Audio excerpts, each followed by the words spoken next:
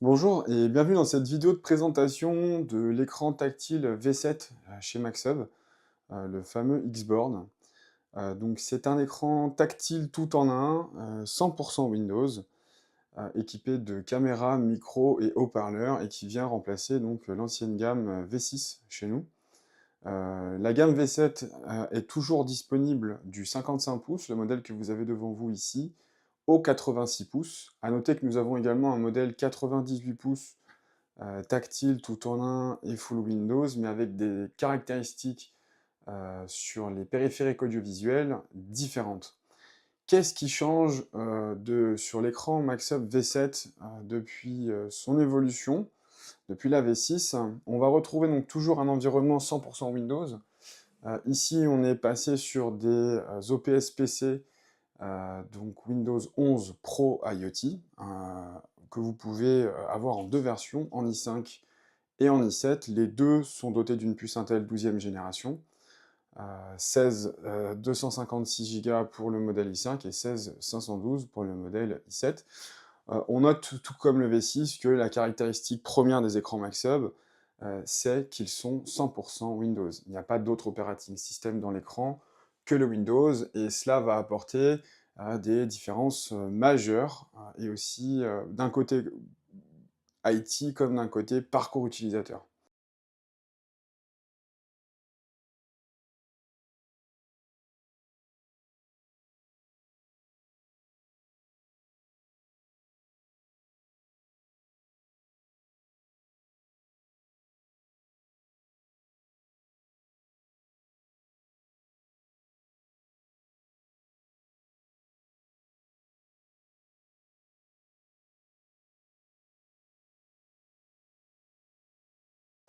Donc l'écran Maxhub est 100% Windows, c'est déjà un point important à noter. Et tout ce que l'on va pouvoir installer sur le bureau Windows, nous allons en fait pouvoir le récupérer à l'accueil de l'écran. Donc on va pouvoir mettre 6 raccourcis de logiciels, applications, exécutables qu'on aurait installés sur l'écran Maxhub en page d'accueil. Et on va également pouvoir retrouver le reste du bureau Windows dans le bouton Applications et raccourcis ici. Donc là, on va retrouver tout ce que j'ai installé et qui est présent, visible sur le bureau Windows. Comment ajouter en fait ou retirer ces icônes afin de les rendre un peu plus, de personnaliser un peu plus l'écran? On va simplement maintenir un doigt pressé sur l'écran Maxhub. On va aller dans le paramètre éditer de l'écran. Et dans ce paramètre, on va pouvoir avoir accès à un accès rapide aux applications. Et là, il va simplement me suffire d'enlever ou de rajouter des icônes présentes sur le bureau Windows pour les mettre en raccourci à l'accueil. Il faut noter également que sur l'écran, à l'accueil, nous avons accès donc au Windows, au bureau, à toutes les applications qui sont installées, au bouton source, et nous avons deux menus latéraux qui vont nous permettre d'accéder à droite et à gauche de l'écran Maxhub à différents menus. Une chose importante sur la nouvelle génération V7 de l'écran Maxhub, c'est qu'il est possible, dans l'onglet paramètres, de masquer à différents niveaux ces boutons. Nous pouvons par exemple cacher les boutons latéraux afin d'éviter que les gens aillent dans les menus et se perdre. Et nous pouvons également cacher l'ensemble de la barre inférieure. Alors il est vrai qu'on recommande le fait de masquer l'entrée Windows de l'écran afin de pouvoir se contenter de cette page d'accueil. Et c'est le cas ici. Là, je n'ai plus aucun bouton accessible, ni latéraux, ni sur la barre inférieure, ce qui fait que mon usage est cantonné à n'utiliser que les applications qu'on m'aurait mis à disposition à l'accueil. Comment revenir dans ce menu? Bien simplement en maintenant son doigt. Paramètres éditer. Alors bien évidemment, il faudrait penser à mettre un mot de passe, mais je peux faire apparaître certains boutons ou en masquer d'autres. Cette fonctionnalité que je viens de vous montrer a son importance, puisqu'on va vraiment voilà, limiter l'usage des utilisateurs dans cette salle de travail. L'écran Maxhub V7 donc est doté de, pour en revenir un peu sur les périphériques audiovisuels, est doté de 16 micros, de 3 caméras, et nous avons donc toujours 40 watts en stéréo sur l'écran. Les 16 micros vont avoir une portée de captation jusqu'à 15 mètres sur un volume de voix standard tel que je peux l'avoir à l'heure actuelle. Et 3 caméras qui ont chacune d'elles 150 millions de pixels, alors, qui ont au total 150 millions de pixels, pour chaque caméra donc 50 millions.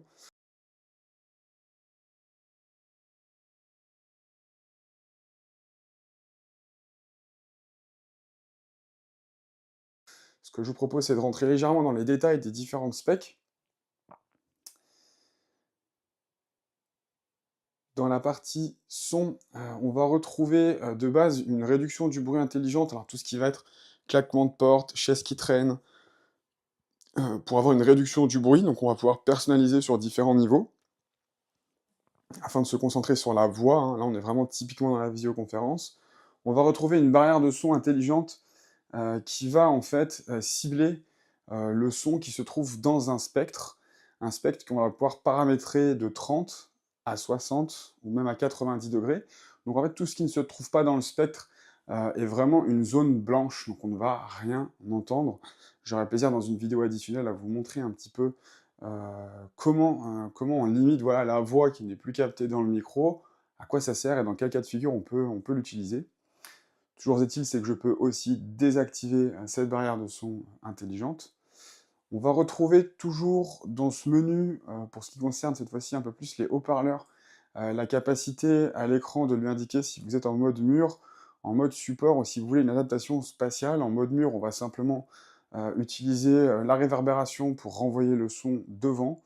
En mode support mobile, on sera donc beaucoup plus dispersif, et l'écran est apte à pouvoir se synchroniser donc à 360 avec une série de bips. Pareil, je pourrais revenir sur cette fonctionnalité en particulier lors d'une prochaine vidéo. Dans la partie caméra, avant que je clique dessus, on constate qu'on a un shutter mécanique sur le haut des écrans V7 de chez Maxhub.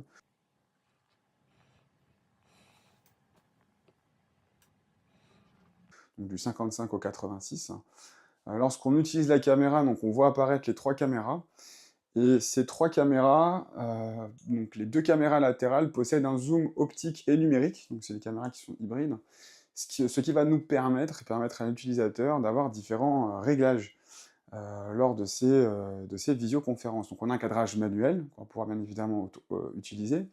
On a un panorama intelligent. Le panorama intelligent va lui permettre de cadrer en fonction de là où sont situés les gens, en fond de salle, devant, à gauche ou à droite de l'écran, de cadrer pour pouvoir voir tout le monde correctement, tout simplement, et de manière automatique. On va retrouver un suivi des haut-parleurs, donc ici c'est d'avoir un tracking audio sur la personne qui parle. Donc là on a 2 caméras qui bossent sur ce tracking audio, et qui va nous permettre d'avoir un tracking assez fluide, équivalent à ce qu'on peut retrouver sur des caméras PTZ.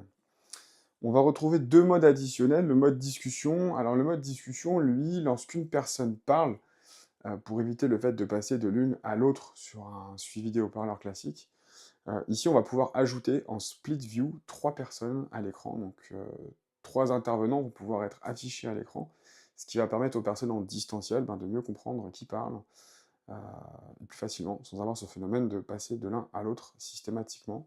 Le mode galerie intelligente est un mode qui va pouvoir capter jusqu'à 8 visages et les afficher. Donc les icônes que vous voyez à l'écran dans le mode discussion et le mode galerie sont vraiment justes, hein. Mode discussion, 3 icônes, donc 3 personnes. Mode galerie, 8 icônes. 8 personnes peuvent être affichées en split view à l'écran. Peu importe si elles parlent ou ne parlent pas, si elles sont assises, debout, plus ou moins loin de l'écran, on va pouvoir toutes les avoir sur l'écran. Donc voilà les différents modes de caméra sur lesquels on va pouvoir interagir. Rassurez-vous, on n'est pas obligé d'aller dans les menus de l'écran pour agir directement sur les modes que l'on souhaite. Nous avons des raccourcis dans les menus latéraux via l'onglet contrôleur AV pour agir sur ces menus en début de réunion. En ce qui concerne les micros et les haut-parleurs, l'écran V7 est capable aussi d'avoir une extension de ces micros haut-parleurs pour des espaces qui sont extrêmement grands. Maxhub a développé un produit qui s'appelle le BM45, qui est un micro haut-parleur de table, donc 5 watts en puissance haut-parleur, et 8 micros sont sur ce produit. Ce produit peut être chaîné à l'écran jusqu'à 6 pièces en daisy chain, ce qui lui permet d'ajouter un renfort audio et une prise de son en fond de salle en complément des micros et des haut-parleurs de l'écran. Donc ça, c'est intéressant aussi de se dire que ce produit va pouvoir aussi évoluer, se compléter dans des espaces un peu plus grands. Concernant la partie visioconférence, l'écran MaxHub vous propose différentes méthodes pour faire une visioconférence, heu, pour lancer une visioconférence. Ici, on voit qu'à l'accueil de l'écran, j'ai simplement mis en raccourci les principales, entre guillemets, visioconférences, Zoom, Teams, Webex et Meet, donc les principales items.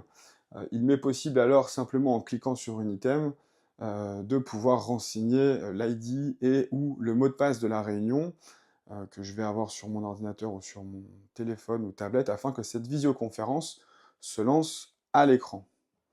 Ça, c'est la première méthode. On va retrouver également dans cette méthode toujours le bouton Réunion, qu'il est possible de masquer. Lorsque vous cliquez sur le bouton Réunion, on revient en fait sur cette interface qu'on a vue juste avant, et où on va pouvoir choisir quelle visioconférence je veux lancer. Donc ici, j'insiste sur le fait que ce sont des plugins de visioconférence qui sont livrés et installés sur l'écran MaxHub, donc il n'y a pas besoin d'exécutable pour Zoom et Teams par exemple, afin de pouvoir lancer ces visioconférences. Le fait de les avoir en visible à l'accueil de l'écran est simplement un moyen pour aider les utilisateurs de, voilà, je le vois, je sais ce que c'est, je clique dessus et je lance. La deuxième méthode, pour faire de la visioconférence avec un écran MaxHub, va être de pouvoir faire apparaître un calendrier à l'accueil de l'écran, un agenda, par exemple, à l'accueil de l'écran. Un agenda qu'on va pouvoir configurer, donc l'agenda de la salle, l'agenda de l'écran. La chose intéressante sur cette méthode, c'est qu'on va pouvoir inviter donc l'écran dans différentes typologies de visioconférence, Teams, en Zoom, en Webex, en Meet, et l'utilisateur va pouvoir donc lancer la visioconférence directement à l'écran en cliquant dessus. Alors à noter un point quand même important, c'est que si l'écran est invité dans la visioconférence, il va arriver dans la salle d'attente de cette dite visio, et donc il va falloir l'accepter, sauf si vous cochez le paramètre «Contourner la salle d'attente» lors de la création de votre visioconférence. La troisième méthode, pardon, se situe autour du site web c.maxhub.com et du QR code. De cette méthode-là, vous allez pouvoir, alors soit via le QR code avec une tablette ou un téléphone, ou via le site web, via un ordinateur, vous allez pouvoir en fait synchroniser l'agenda d'une adresse mail, la vôtre par exemple, afin d'avoir votre agenda s'afficher sur votre téléphone ou votre ordinateur, et donc de pouvoir lancer directement la visio dans laquelle vous êtes invité, à l'écran, directement. La dernière méthode, c'est celle qui va concerner notre bouton de présentation, donc le WT13M, de faire du biome à travers de l'écran. Donc en branchant le bouton en USB-C sur votre Mac, Windows ou Chromebook, vous allez pouvoir donc présenter en sans fil dans un premier temps. Donc on note ici que moi je dispose d'un ordinateur Mac, que je suis affiché en 16/9, et que j'ai bien le contrôle, le touchback sur mon ordinateur. Et donc je vais pouvoir lancer donc une visioconférence, quelle qu'elle soit, hein, puisqu'ici c'est l'ordinateur qui héberge la visio. Et on va récupérer donc automatiquement les périphériques audiovisuels de l'écran, à savoir la caméra, les micros M-Media et les haut-parleurs M-Media de l'écran. Il faut noter, quand je dis remonter automatiquement, alors pour la caméra c'est une chose, pour ce qui concerne les haut-parleurs et les micros, tout dépend du casque que vous auriez branché en Bluetooth au préalable avec votre ordinateur, et qui vont peut-être prendre la main en priorité sur les haut-parleurs M-Media et ou les micros M-Media de l'écran. Donc vérifiez quand même ce paramètre en fonction de la dernière visioconférence. Donc je peux lancer une visio depuis n'importe quel ordinateur, Mac, Windows ou Chromebook. Donc on a vu 4 méthodes pour lancer une visioconférence. L'agenda, les plugins de visioconférence qui peuvent être affichés directement à l'écran ou accessibles via l'application Réunion, le site web c.maxhub.com et ou le QR code.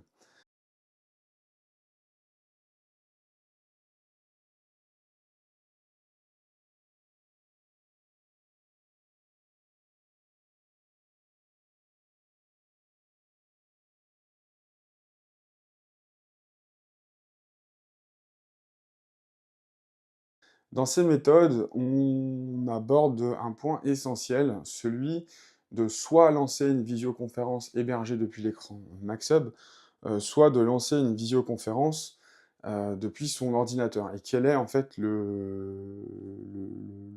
la différence entre les 2?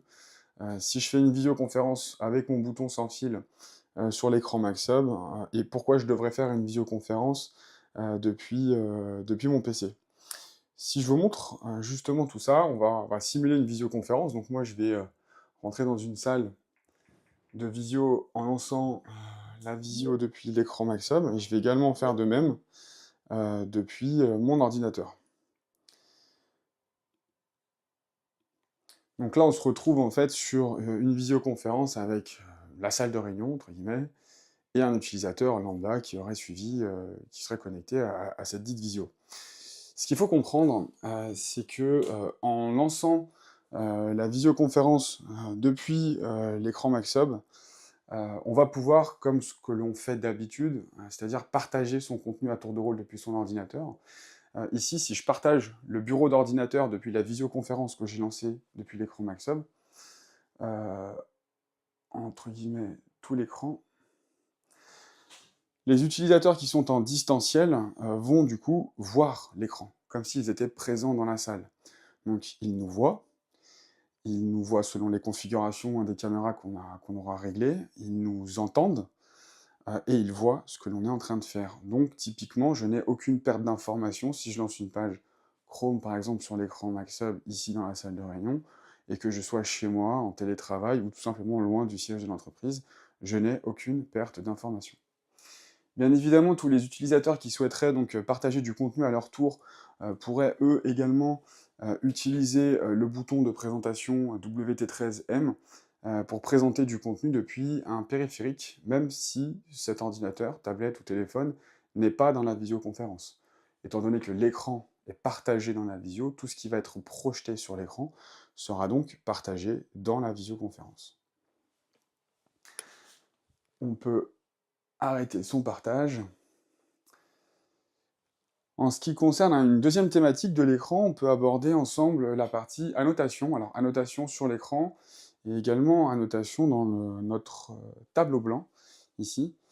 Sur la dalle V7 Maxhub, on a développé un toucher, enfin on différencie, si vous voulez, le toucher du doigt des deux stylets passifs qui vous sont vendus avec l'écran. Donc moi, je peux très bien agir de manière tactile sur mon écran, zoomer, dézoomer, lancer des applications, mais je peux aussi, si je prends le stylo et que je veux écrire avec la petite pointe, en fait, l'écran reconnaît que c'est la pointe du stylo et donc annote directement. Entre guillemets, c'est un côté assez simpliste et très apprécié sur le parcours utilisateur, c'est que je n'ai pas besoin de rentrer dans les menus latéraux, de sélectionner le bouton annotation et ensuite d'annoter. Tout ce que j'ai à faire, je prends le stylo et si je veux écrire, eh bien, j'écris directement.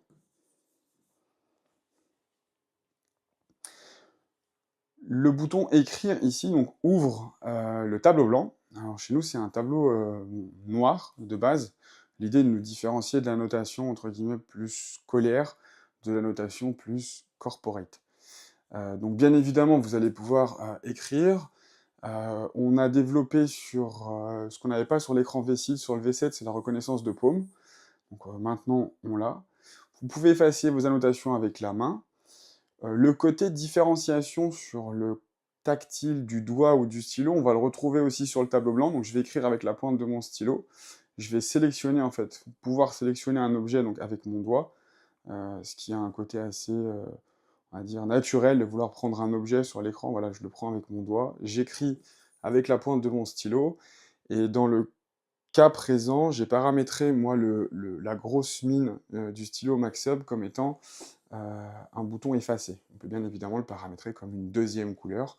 L'idée étant, dans cet usage, j'écris d'un côté, j'efface de l'autre, je sélectionne avec mon doigt, tout simplement. Vous retrouvez bien évidemment des boutons vous permettant de sélectionner une couleur et ou une épaisseur de trait, d'effacer selon différents modes avec votre main, d'effacer en mode circulaire, ce que vous souhaitez effacer, de tout supprimer, de revenir en arrière.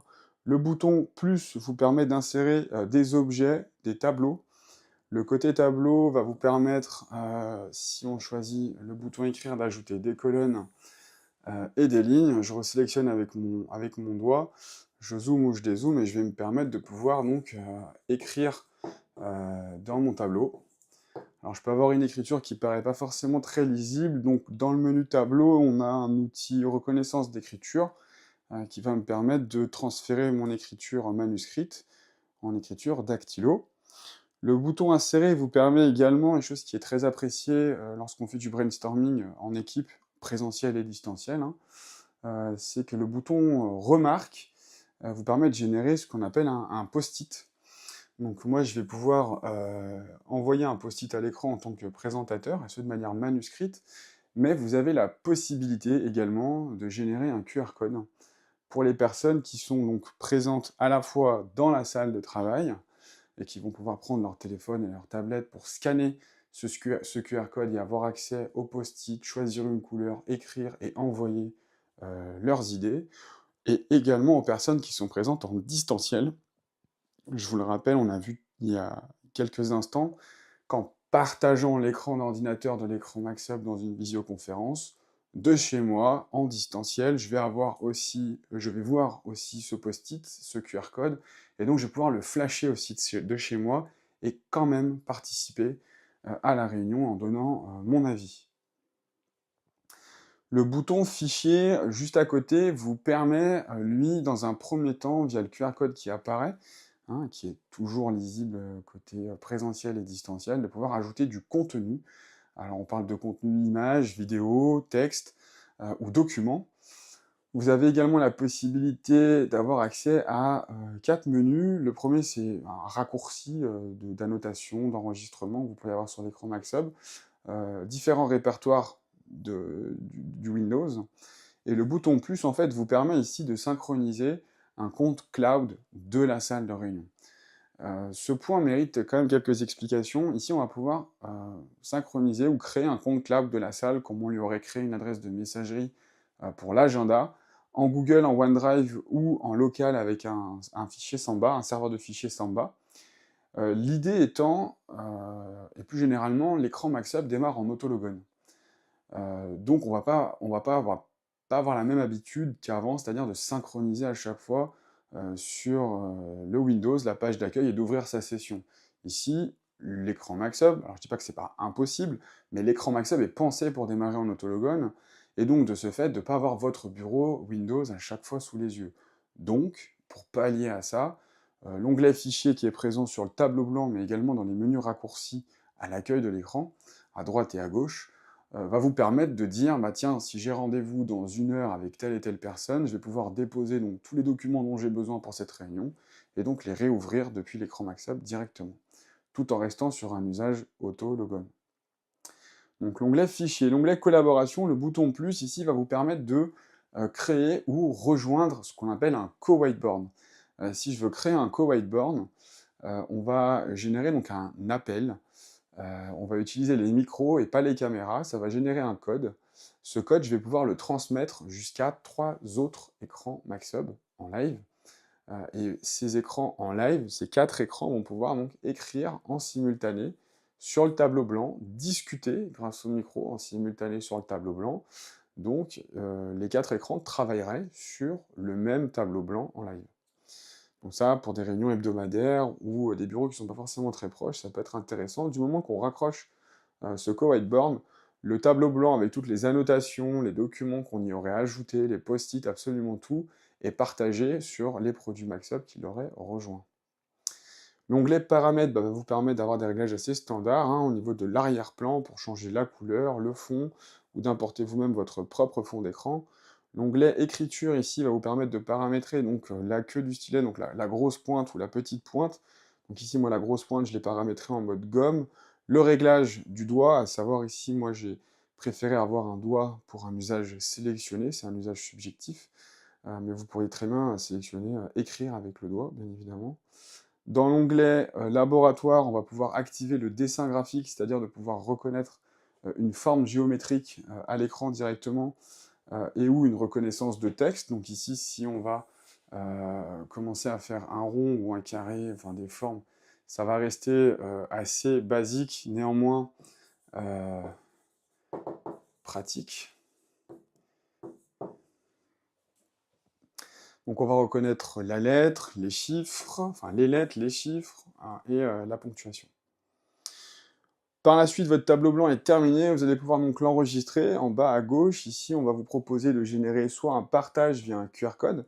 Donc encore une fois, hein, ce QR code peut être visible de ceux qui sont en présentiel dans la salle de travail comme en distanciel chez eux au travers de la visioconférence, et même de chez eux récupérer le tableau blanc, de l'enregistrer en format image, PDF ou en format vectorisé Maxhub. Ce format-là vous permettrait de réouvrir votre tableau blanc sur un écran Maxhub par la suite pour pouvoir le retravailler, le repenser. Les 3 petits points vont vous permettre de l'envoyer par mail, il y a un service de messagerie dans l'écran Maxhub que vous allez pouvoir paramétrer, et ou de l'imprimer directement. Pour finir sur les principales fonctionnalités de cet écran Maxhub, quelques autres fonctions que je trouve assez intéressantes, notamment la fonction écran partagé. Dans l'écran partagé, on va pouvoir en fait jouer sur plusieurs applications en même temps, jusqu'à 4. Donc il est possible, vu que Windows gère le multitâche, ici d'ajouter par exemple ma visioconférence, une page de recherche web, et mon tableau blanc en bas. Bien évidemment, il vous est possible de passer de l'un à l'autre, de changer l'ordre des choses, de réduire les fenêtres également. Et par exemple ici de garder simplement ma visioconférence et mon tableau blanc. On peut inclure dans cet écran partagé le bouton, hein, la présentation sans fil d'un périphérique quel qu'il soit. Voilà en quelques lignes les grands thèmes de l'écran tactile V7 Maxhub du 55 au 86 pouces, une visioconférence intégrée incluant 3 caméras, donc 2 caméras latérales qui ont chacune d'elles un zoom optique et un zoom numérique qui vous permettent de faire certains réglages, certaines configurations, 16 micros qui vont avoir une captation de voix native à 15 mètres, vous avez 40 watts stéréo sur un environnement 100% Windows, la possibilité de masquer des boutons en page d'accueil afin de vraiment cantonner un user sur une interface dédiée avec des usages dédiés, sans perdre les gens, une annotation simple depuis un stylo ou un doigt sur un tableau blanc ou directement sur ce qui se passe à l'écran Maxhub, de la présentation sans fil ou autonome depuis l'écran, sur une interface dédiée. Voilà, on n'a pas changé de source durant toute cette présentation, j'ai pas eu à activer une source HDMI ou autre, voilà, je suis simplement resté à l'accueil de l'écran. Notez également pour finir que l'accueil de l'écran, on peut aussi le simplifier au possible. Dans l'onglet personnalisé, je peux très bien me passer de l'encart dédié à la visio afin de n'afficher simplement que des icônes, que des outils de travail. Je reviendrai avec plaisir et en détail sur certaines fonctionnalités comme la visioconférence, le tableau blanc, le partage, l'écran partagé et toutes ces fonctionnalités. Mais voilà, dans les grosses lignes, ce que peut faire un écran V7 de chez Maxhub. Merci, au revoir et à bientôt.